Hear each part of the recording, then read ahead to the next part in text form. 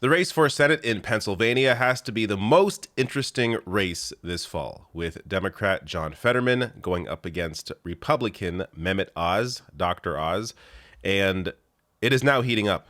So the first poll has come out showing a big lead for one of these individuals, as well as some recent clowning on social media by John Fetterman on Dr. Oz, which I will get to as well. But first here, look, this race is so interesting for a number of reasons. Fetterman is a Democrat, unlike any other Democrat. Like, he looks like a retired pro wrestler. And then you have Dr. Oz, who at one point was a lot more liberal in many of his views, and now he has taken on the Trump agenda and running as a Republican, as this, another big television host, which Republican voters appear to love. But Oz, a complete clown. Fetterman actually has a solid platform that stands up for the working class. And now, as I said, we have the first poll out showing Democrat Fetterman leading GOP opponent Mehmet Oz in key Senate race. So this is the breakdown here. John Fetterman with 46% of the vote to Mehmet Oz at 37%, with a margin of error of about 4%. So Fetterman here with a pretty big lead. 9% is a massive lead, especially considering the position that Joe Biden is in right now with voters. But here I'm going to play for you a bit of analysis from CBS News. With 20 weeks to go before the poll that really counts is given by voters on November 8th. Going into this poll, I felt this would be a really strong poll for Republicans, given the economy is in the dregs and Joe Biden's approval is down. But the Republican attacks on Oz during the primary are still sticking to him, as more people view Oz unfavorably, 50% to 28% favorable. All right, so in a minute here, I will get to how John Fetterman is clowning Dr. Oz on Twitter. But first here, I want to show you this analysis because I find it comical, and this is across the board when it comes to the mainstream press, that they can't possibly see this lead right now because of Fetterman being a good candidate. No, it must be because Dr. Oz has high unfavorables. Or maybe it's a bit of both. Maybe, yes, Dr. Oz is not high on the favorability rating, but also because Fetterman is high on that and also is a great candidate, is unlike any other Democrat on a national level. So to not, acknowledge that he is different and maybe that's why he's doing well here, it just shows you, the blind spot that the mainstream press often has, and often a purposeful blind spot because they don't want to acknowledge that a more progressive candidate is actually more electable. But now let's get to Fetterman clowning on Dr. Oz. So it all starts with this story here in Salon. Dr. Oz invests up to $715,000 in companies he blames for skyrocketing insulin costs.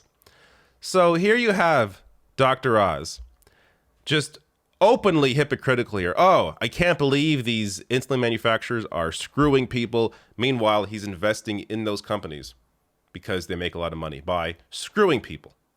So I'll get to more on this article in a second here, but Fetterman retweeted it with this little meme here. We're all trying to find the guy who did this. Yes, we are. And there's more clowning to come, so I'll get to another example in a second here.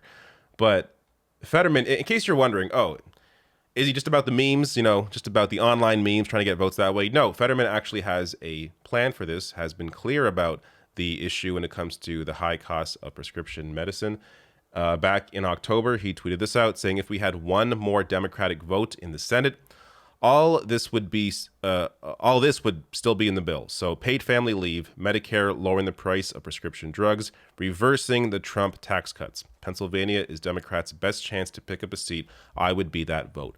Also pointing out the fact that he has been very vocally anti-Manchin, mentioning how he would vote differently than Joe Manchin, making that clear, which again is very important to have a Democrat be unafraid to point out the fact that Manchin is a massive barrier to any progress. So here's Fetterman saying that he would have backed that Build Back Better bill to pass all of these things, including lowering the price of prescription drugs. Now, in terms of Dr. Oz, this really is amazing. So, prior to announcing his Senate bid, Oz repeatedly railed about the rising cost of diabetes treatment, lamenting in a Newsmax op-ed that the cost of insulin had more than tripled over the past decade. Oz, who went so far as to recommend that patients buy their insulin from Canadian pharmacies to access lower prices. That's when he was hosting the Dr. Oz show. A common but quasi-legal practice, also specifically blamed pharmacy benefits managers for the rising cost. So here he is openly acknowledging at one point that, yes, Canada has a better healthcare system, at least when it comes to the cost of prescription medicine. Here he is acknowledging that. Yet now he is saying, oh, the crazy Bernie Sanders supporting John Fetterman, he's so far left, we can't get him. Yet you were the guy saying that, hey, look to Canada for their healthcare. Just the amount of dishonesty, just how terrible of a person Dr. Oz has to be to know he is full of shit.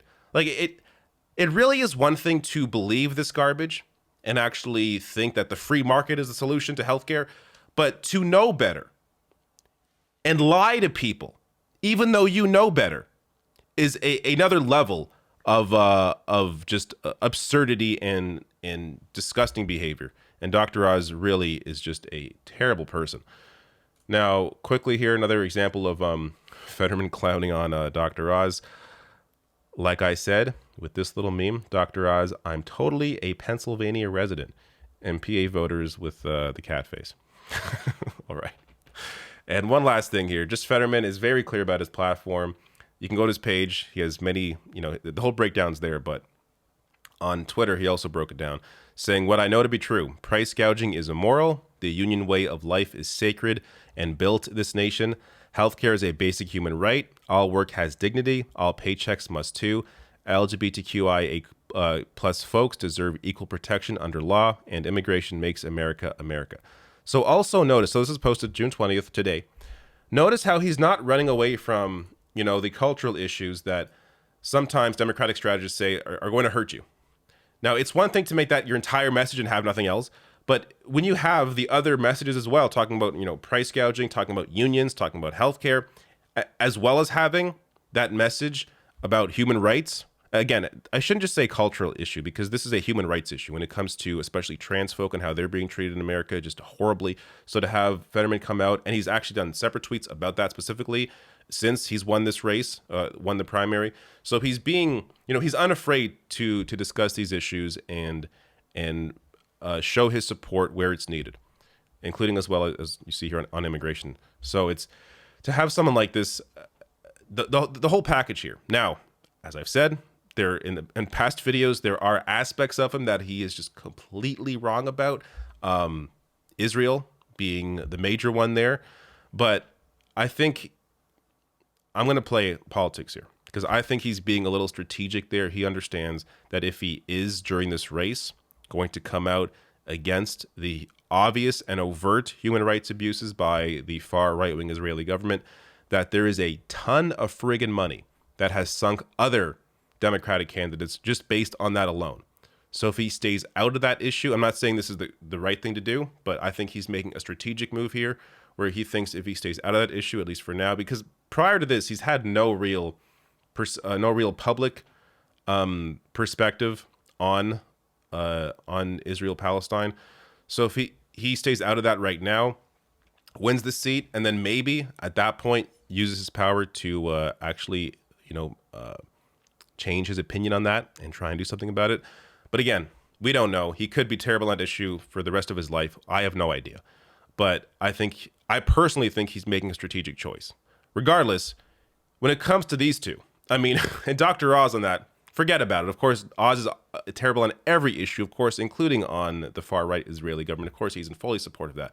So to have these two candidates, very different. You have Dr. Oz, a incredibly wealthy television personality, a once sort of liberal turned now conservative, and just a complete horrible person, versus John Fetterman, who is, as I said, looks like a former wrestler, a union guy, somebody who speaks to working class issues as well as speaks to the human rights issues as well, at least some of them.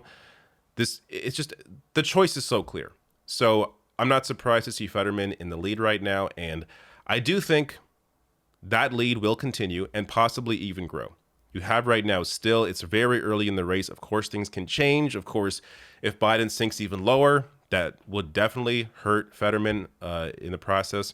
But if there's any candidate that is able to punch through all the noise, all the negativity around the Joe Biden presidency, I think it's Fetterman because of how different Fetterman is compared to Joe Biden when it comes to the actual issues.